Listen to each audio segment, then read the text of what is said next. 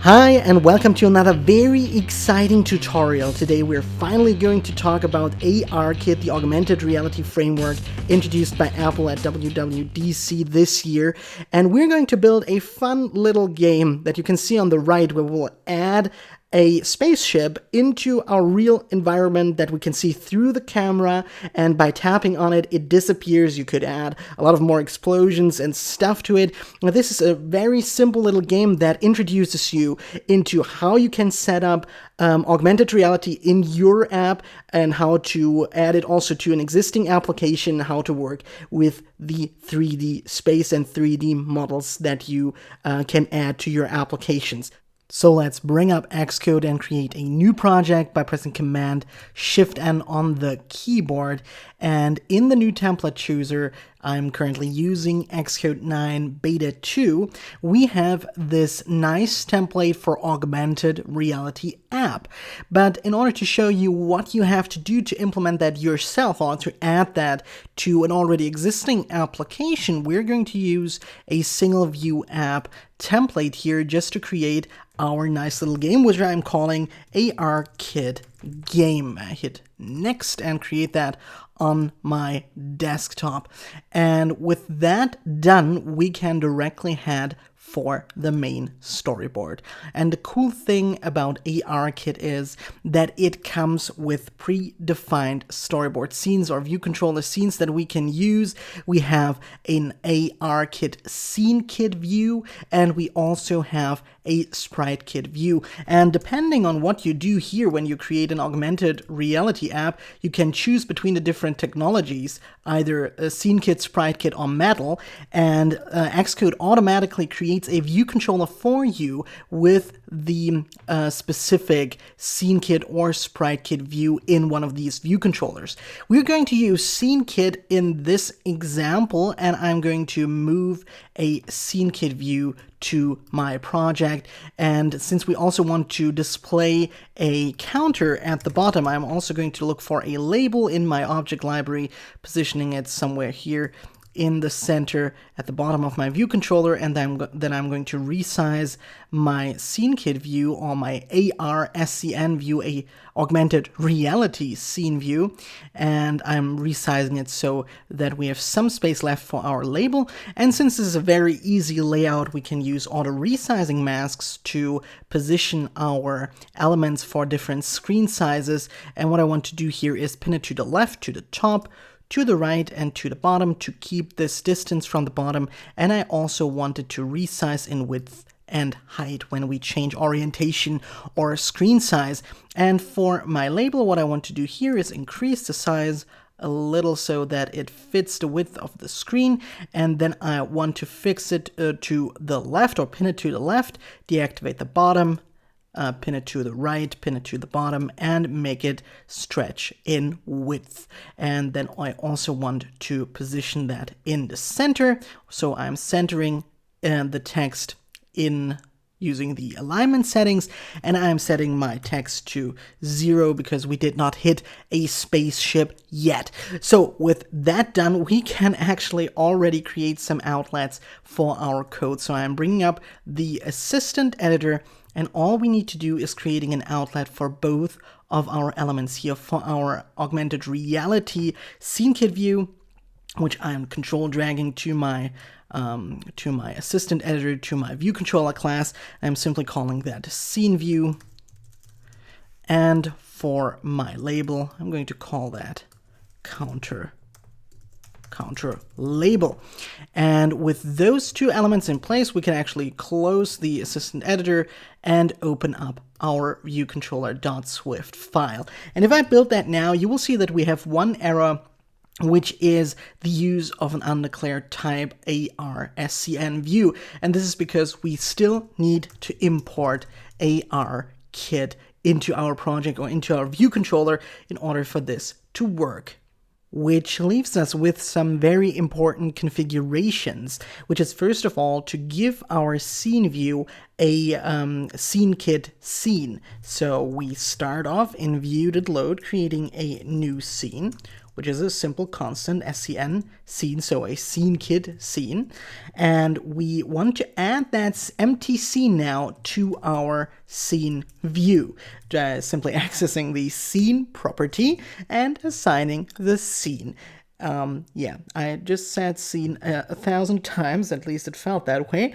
And what we want to do now is, with that scene added to our scene view, we need to make some configurations for the augmented reality. And we want to do that in view will appear. So I'm calling super view will appear in that function, and I'm simply passing along that animated parameter here, and I'm following here the best practice from Apple's demo applications. They also do that in view will appear, not view.load. So here we want to create a configuration for our session, for our augmented reality session, and here we simply use the AR world tracking session configuration and initialize that.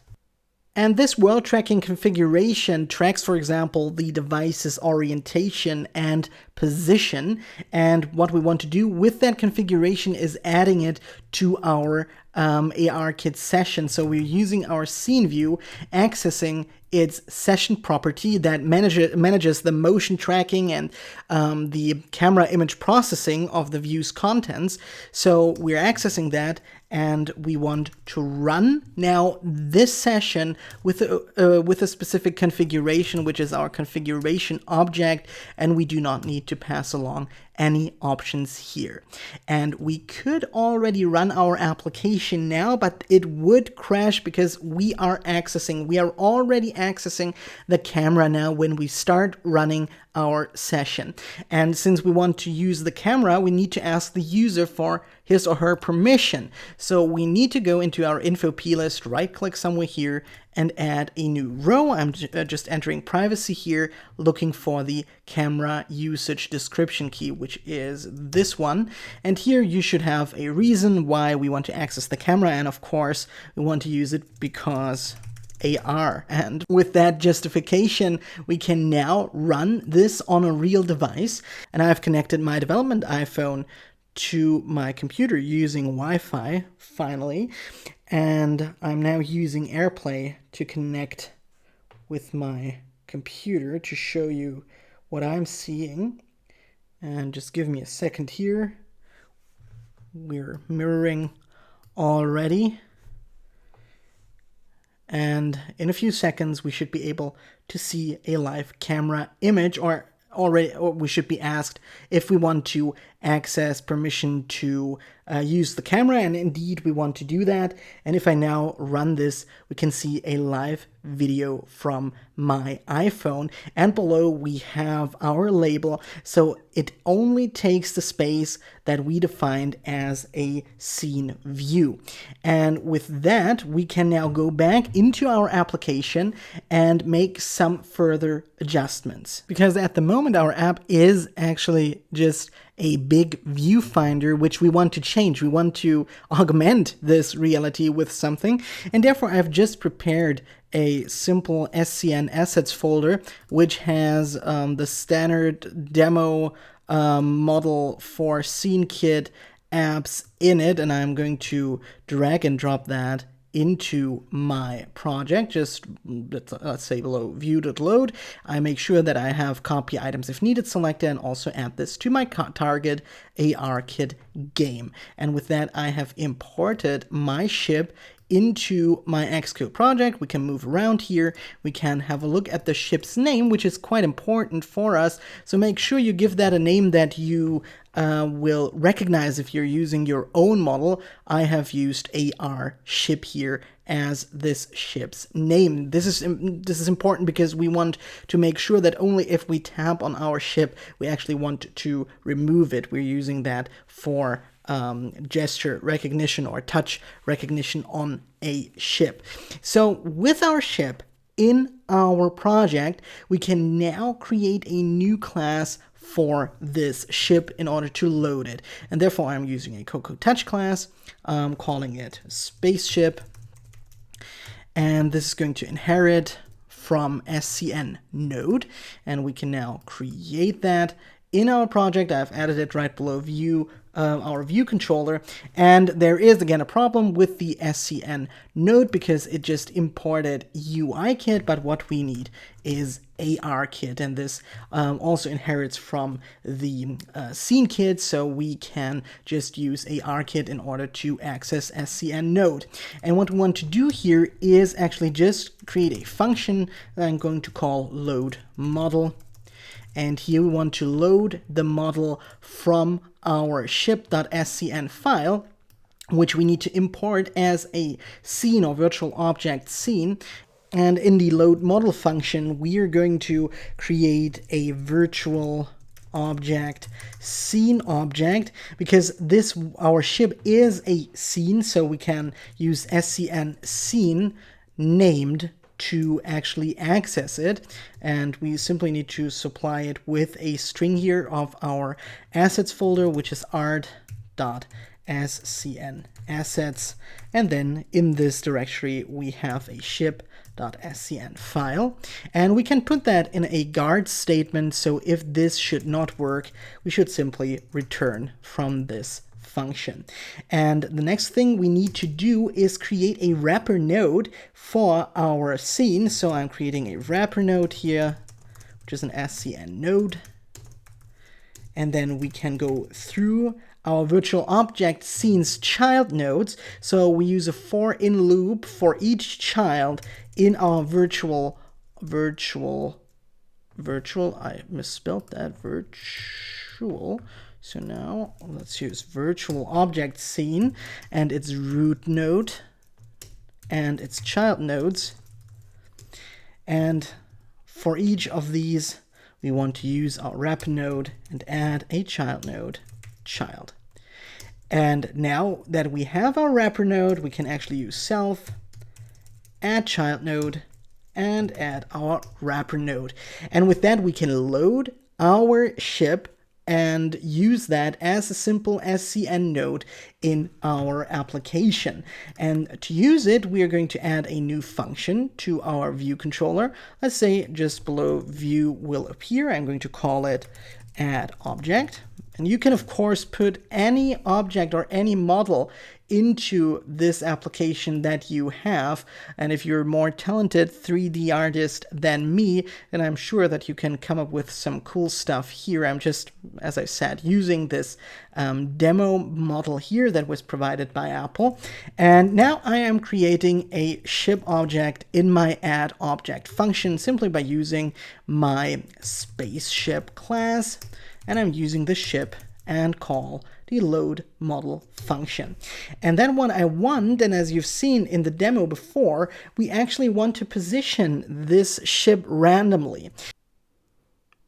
And in order to do that, we're creating a simple helper function. I'm calling it random position, which is going to return a value from a range of possible numbers so that our ship is always nicely and randomly positioned for us to find it in our real world. So for that, we have a lower value or lower bound, calling it lower, which is a float, and an upper bound also upper, it's a float, and we want to return a float, of course. And to do that, what I'm doing now, you could do it differently, is using arc for random, which gives me a possible very large number between 1 and 2 to the power of 32, because it's a uint32. And what I want to do here is using uint32 and its maximum, which is 2 to the power of 32. And I'm using floats here for both of them because I want to return a float. I need to cast them to a float. So with that, we're done. And to take our range in respect, we're going to multiply that with the lower value minus the upper value and add the upper value. And this can give us now a nice random position, and you're going to see how that works in a second.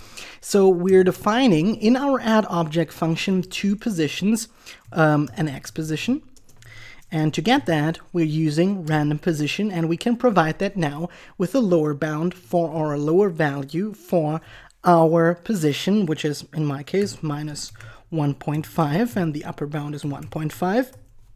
And our random number generator here gives us now values between minus 1.5 and 1.5. And you can play around with these values depending on how you want your ships or your objects moved around or being positioned in your virtual reality or your augmented reality. And I'm now just creating another position, a Y position, with a random position, also with minus 1.5 and 1.5. These do not have to be the best values, but they certainly do the trick. And now I'm using my ship, and I access the position property, which requires us to use a SCN vector with 3 elements. So we have the X, Y, and Z coordinates. So I'm defining an SCN vector with 3 components. So we have the X position, we have the Y position, and for the Z position, I'm using -1. This would be 1 meter away from the camera because ARKit coordinates are measured in meters. And now that we've configured our ship, we can use our scene view, use the scene, the root node, and add our child node ship. And then all we need to do is call our add object function, and let's say view will appear. So we're calling add object. We run that in or on my device, and then we're going to see if we have augmented our camera view with a virtual ship. And indeed, what I see is a virtual ship in my real environment, seeing that through my iPhone's camera. That's really, really cool. And what we see here is the power of visual inertial odometry, which combines the sensors, the camera sensors, and the motion sensors of the iPhone and gives us this rendered result, which would be so complex and complicated to achieve if we would not use this ARKit that was introduced at WWDC 2017. So now what we want to add to our app is a possibility to remove our ship once we tap on it and position it on somewhere else in our space.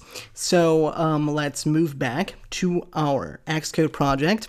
And we really just want to add a few more lines to our app here so that we can remove our ship when we touch it. So I'm adding the touches began function to my view controller. And the first thing that we need for that is a touch, because we need its position. We need to check if it hits something. So let's create an if-let statement to create a touch object.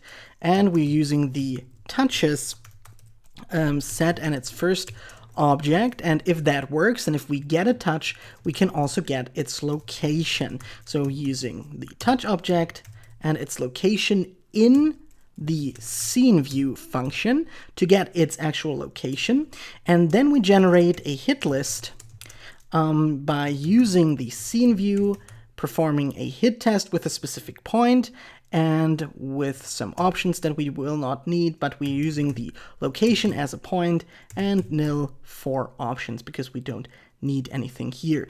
And now we have to check if we actually have an object that we hit. So we can use another object here, or not another constant with an if-let statement, using hit object, using our hit list and its first object. If we have one, then we can get a node from that. So I'm creating a node object and assigning the hit object and its node property. And with that, we have a node. With that, we can check if our node and its name is equal to AR ship. And this is actually the name that I have assigned here to my ship mesh. So this is my ship, has the name AR ship, and we are checking if we actually hit that. And if we did, what we want to do is remove our node from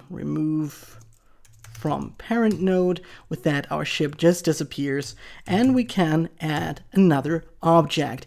And since we added a label to our user interface, we can also increment the counter here. So let me add a counter property here at the top of our class, which is an integer assigning 0 and making it a computed property. And what we can do here is if we did set this counter property, then we want to update our counter label and its text property and set it to the value of our counter by using string interpolation right here. Then we will scroll down again to our touchesBegan function, where we checked if we did hit our ship, and then we can use the counter plus equals 1 to increment the value. And now we can actually run this in the simulator. And I'm going to show this to you with a more interesting video here. For now, I'm just checking if that works, and you should see a very nice video now from our application, our ARKit game. So as I'm moving around, I get the ships on different locations. I can have a look at them, and this is really amazing what we did in just 20 minutes a few years ago. This would have required hours and hours and even days or months of work to implement such a feature all by yourself, just with the power now of ARKit. And I'm so excited to see what you're going to do with that. Let me know it in the comments below, and definitely check out Swift Tutorial Conference 2017. We're going to give you a lot more details about ARKit there with very interesting example-based tutorials. And I thank you so much for watching, and I'll see you next week.